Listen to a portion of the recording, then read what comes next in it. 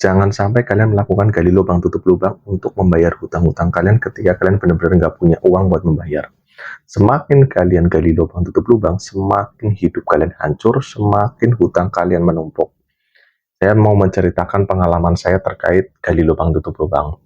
Saya dulu mungkin kesalahan saya adalah tidak memanage keuangan dengan baik. Intinya saya memiliki hutang di beberapa aplikasi, sampai mentok saya nggak bisa bayar. Yang sebelumnya mungkin hanya dua, saya nggak bisa bayar, saya gali lubang tutup lubang, sampai akhirnya mentok, nggak bisa pinjam lagi, nggak punya uang lagi. Stres, depresi, pusing, dalam hati berpikir kalau mengakhiri hidup nggak berdosa, mungkin saya sudah melakukannya. Saya bersyukurnya saya punya keluarga besar, punya istri yang mengerti. Saya itu pinjam ya mah, bukan buat disclaimer ya, bukan buat judul ya. Saya alhamdulillah nggak pernah terpapar judul, tapi saya memang pengelolaan manajemen keuangan saya yang kurang baik. Dan saya punya orang tua yang benar-benar perhatian, walaupun saya sekarang udah besar, sampai saya sendiri malu nangis ya dalam hati. Saya udah umur segini kok masih merepotkan mereka, tapi saya bersyukur memiliki orang tua seperti mereka. Jadi cerita singkatnya, bapak saya mengenalkan dua orang, satu ahli hukum, satu ahli agama, ustadz dan pengacara. Saya bilang untuk ngobrol dengan saya terkait kondisi saya yang sudah mentok ini. Awalnya saya berpikir percuma, saya butuhnya cuma uang buat bayar cicilan. Sampai saya akhirnya tunda-tunda ketemunya, tapi karena saya sudah merasa mentok, udahlah, ya udah, siapa tahu dari mereka ada solusi. Yang pertama saya temukan adalah Ustadz. Dia memang di bidang anti riba. Ngobrol panjang lebar, di situ saya nangis. Ternyata solusi yang selama ini cari adalah salah. Memang benar, hutang diselesaikan dengan bayar cicilan, tapi kalau udah nggak ada uang, yang pertama kita cari adalah ketenangan. Ya Allah, saya langsung nangis itu ketemu Ustadz itu. Mas, coba ambil hikmah dari semua ini. Sampean sekarang jadi gimana? Oh ya, Pak Ustadz, saya sekarang jadi rajin sholat, rajin berdoa, rajin silaturahmi, rajin ibadah. Intinya, saya meninggalkan sebisa mungkin kemaksiatan dan dosa. Coba kalau masnya nggak kayak gini, pasti masnya mungkin semakin terjerumus ke dalam maksiat. Jarang sholat, jarang silaturahmi, menganggap enteng saya kayak, nggak ada Allah saya bisa hidup kok. Nggak ada Allah saya bisa bahagia kok. Sekarang sampean ditegur supaya sampean kembali ke jalannya.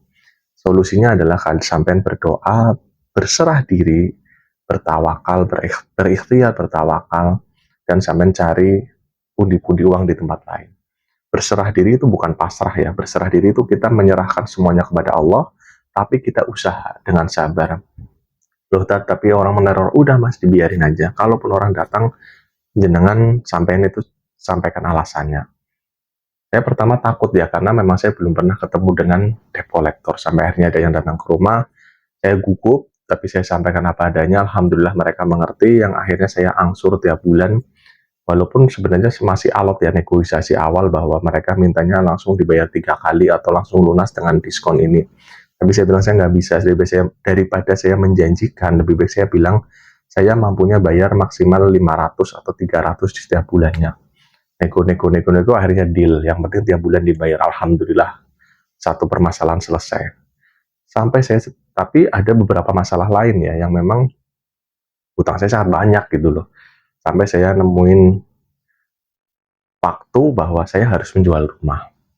Rumah yang harganya ibaratnya mungkin 300 sampai 350 juta, saya jual harga di 200 juta. Saya lupa harinya, tapi saya anggap di hari Senin itu, malam paginya udah ada orang ngecek ke rumah, survei, deal di harga 200 sekian, tapi dia masih mau konfirmasi ke keluarganya, sorry. Saya kasih waktu sampai sore. Saya udahlah, rugi nggak apa-apa, udah sama istri juga udah. Ya, tetap ada keributan kecil ya kan, karena istri belum ikhlas yang jual rumahnya. Qadarullah di jam 1 siang saya telepon bapak pengacara itu, walaupun saya dalam hati, wah nggak menyelesaikan masalah ini, saya butuhnya cuma uang gitu. Saya telepon bapak pengacara, saya ceritakan masalahnya. Ya Allah, seandainya saya tidak telepon bapak pengacara itu, rumah itu saya lepas dengan sangat murah. Beliau bilang, kalau hutangmu hutang online atau hutangmu KTA, jangan jual rumah untuk membayarnya.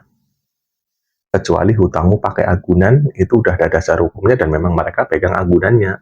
Tapi kalau hutang online, kamu biarin dulu aja, kamu negosiasi sama mereka ketika kamu punya uang, kamu bayarkan semampu kamu, yang penting kamu jangan kabur, kamu niat membayar. Terus pas saya ditaruh, ya udah itu resiko, selama mereka menanyakannya sesuai jalur mereka, sesuai SOP mereka, ya terima. Ya kamu malu sama tetangga, malu sama ini, ya udah resikomu pinjam uang dulu. Emang kamu nggak mikir dulu pinjam uang buat apa? Resikonya apa? Oh ya udah, terima aja. Yang penting selama mereka nggak ada keluar dari sini, mungkin nggak ada intimidasi yang keras, nggak ada mempermalukan di tangga, nggak ada ini, ya udah itu kamu nikmati aja, itu sebagai proses pembelajaran kedewasaanmu. Alhamdulillah, kalau saya nggak ketemu orang itu beneran ya, saya mungkin udah jual rumah saya dengan harga murah. Akhirnya saya tidak lagi menjual tidak lagi menjual rumah saya dengan harga murah. Dan alhamdulillah, sampai sekarang rumah saya masih ada. Walaupun memang urusan saya belum selesai, masih banyak yang neror saya, masih banyak yang WA dan belum saya tanggapi karena saya belum pegang uang. Tapi di sisi lainnya adalah saya memiliki sekarang ketenangan. Dulu motor lewat depan rumah saya sudah gugup, dapat WA langsung saya balas. Ternyata itu nggak perlu. Mending nunggu mereka datang ke rumah, kita negosiasi, ya kemampuan kita seberapa, ya udah negosiasi aja. Dan memang beberapa dari mereka akhirnya mengajukan keringanan pembayaran, walaupun saya belum setuju karena memang saya belum bisa membayar. Yang penting niat kita jangan kabur, niat kita tetap membayar hutangnya.